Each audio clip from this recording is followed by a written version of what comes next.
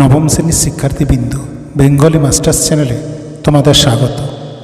তোমাদের পাঠ্য ভৌতবিজ্ঞান বইয়ের তৃতীয় অধ্যায় হল পদার্থ গঠন ও ধর্ম। অধ্যায়টি দ্বিতীয় পর্যায়ক্রমিক মূল্যায়নের অন্তর্ভুক্ত। আজ এই ভিডিওতে আমি তোমাদের তৃতীয় অধ্যায় থেকে গুরুত্বপূর্ণ 2 ও 3 নম্বর মানের প্রশ্ন নিয়ে আলোচনা করব। প্রশ্নগুলি অত্যন্ত গুরুত্বপূর্ণ, তাই তোমাদের বলবো ভিডিওটি স্কিপ না করে সম্পূর্ণ ভিডিওটি দেখো। দেখলে তোমরা শুধুমাত্র দ্বিতীয় সাময়িক পরীক্ষা নয়, বার্ষিক পরীক্ষাতেও সমানভাবে উপকৃত হবে। চলো এবার একে একে প্রশ্নগুলি দেখে নেওয়া যাক। 2 নম্বর মানের প্রথম গুরুত্বপূর্ণ প্রশ্ন হল গাণিতিক রূপসহ বার্নৌলির নীতিটি লেখো। 2 নম্বর প্রশ্ন সাইফন ক্রিয়ার 2টি শর্ত লেখো। 3 নম্বর প্রশ্ন সাইফনের 2টি ব্যবহারিক প্রয়োগ লেখো। 4 নম্বর প্রশ্ন আর্কিমিডিসের নীতিটি লেখো।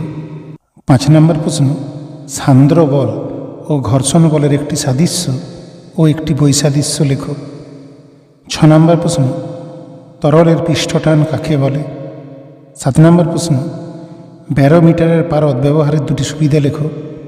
8 নম্বর প্রশ্ন একটি ফাঁপা প্লাস্টিকের বল কেন জলে ভাসে তা ব্যাখ্যা করো। 9 নম্বর প্রশ্ন প্রচণ্ড ঝড়ের সময় টিনের ছাউনি উড়ে যায় কেন। 10 নম্বর প্রশ্ন জলের ফোঁটা গোলাকার হয় কেন ব্যাখ্যা করো।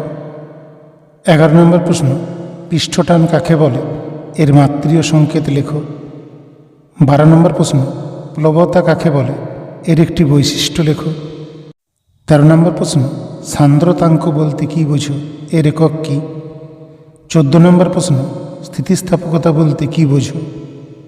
15 নম্বর প্রশ্ন প্রবাহীর চাপ বলতে কী বোঝায়, এর একক কী।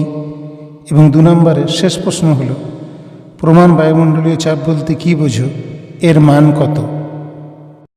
3 নম্বর মানের জন্য প্রথম গুরুত্বপূর্ণ প্রশ্ন ইয়ং গুণাঙ্ক কাকে বলে, এর গাণিতিক রাশিমালাটি নির্ণয় করো। 2 নম্বর প্রশ্ন পৃষ্ঠটানের উপর বিভিন্ন বিষয়ের প্রভাব ব্যাখ্যা করো। 3 নম্বর প্রশ্ন স্থির প্রবাহী পদার্থের মধ্যে কোনো বিন্দুতে ক্রিয়াশীল চাপ কোন 3টি বিষয়ের উপর নির্ভরশীল এবং কেন। 4 নম্বর প্রশ্ন গাণিতিক রূপসহ বার্নৌলির উপপাদ্যটি বিবৃত করো। এবং 5 নম্বর প্রশ্ন প্রবাহিত বস্তুর ভাষণ ও নিমজ্জনের শর্তগুলি লেখো। শিক্ষার্থীবৃন্দ, ভিডিওটিকে শেষ পর্যন্ত দেখার জন্য অসংখ্য ধন্যবাদ। ভালো থেকো এবং মন দিয়ে দ্বিতীয় সাময়িক পরীক্ষার জন্য প্রস্তুতি নাও।